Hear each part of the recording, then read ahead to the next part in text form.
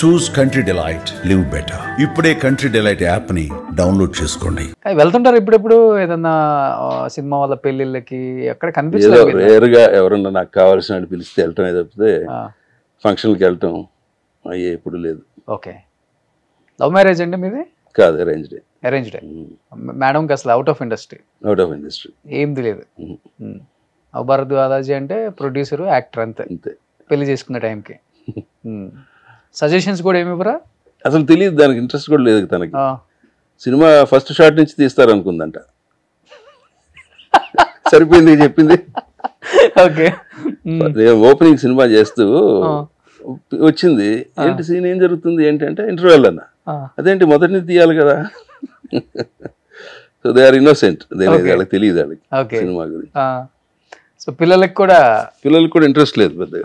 ఎంతమంది? ముగ్గురు. ఏం చేస్తున్నారు ఇప్పుడు?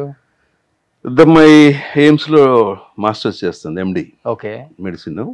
రెండో అమ్మాయి బిఏ ఎల్ఎల్బి అయిపోయి you know ISB in Hyderabad, Indian school of business ఉంది కదా, దాంట్లో చదువుతుంది. Okay. My son is practicing pilot. Oh, ఎక్కడ? రొమేనియా అని యూరోపియన్ కంట్రీ. ఓకే. అక్కడ. సో ముగ్గురు డిఫరెంట్ నెక్స్ట్ ఇయర్ కి ముగ్గురు రెడీ. ఓకే. సో ఒక్కళ్ళకి కూడా ఇంట్రెస్ట్ లేదు ఇండస్ట్రీ. ఓకే. అదే కొంతమంది అంతేలే చూసి. నేను వాళ్ళని ఏ రకంగానూ ఇది చదువు అని అనలేదు. ఇంట్రెస్ట్ ఇది కూడా, నీ ఇంట్రెస్ట్ ఏది ఉంటే అది. సో ఇటు వస్తారంటే వచ్చి ఉండేవారేమో, but nobody said yes. నేను అడగలే. ఓకే, అదే మంచిది లేదు. మీకు ఏదంటే అది. యాక్టర్ అనేది ఎప్పుడైనా అవ్వచ్చు, 50 years లో కూడా. అవ్వచ్చు.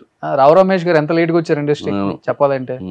యాక్టర్ ఎప్పుడైనా అవ్వచ్చు, కానీ ముందు బేసిక్ క్వాలిటీస్ ఉండాలి. కానీ ముగ్గురులో ఎవరు మంచి అమ్మాయిలు? ఇద్దరు సూపర్, బాగా ఇద్దరు హైపర్ ఉంటే హైపర్ కాదు కానీ they are really well educated, highly educated. మా ఆవిడ as father like son. Okay. మీదే వచ్చేసింది అంతే, మామూలే అంతే. నేను డిగ్రీ వరకు చేశా, వాడు అది కూడా చేయలే. దీనికి వెళ్తాను ఇంట్రెస్ట్ అన్నాడు, సరిపోరాను. ఓకే.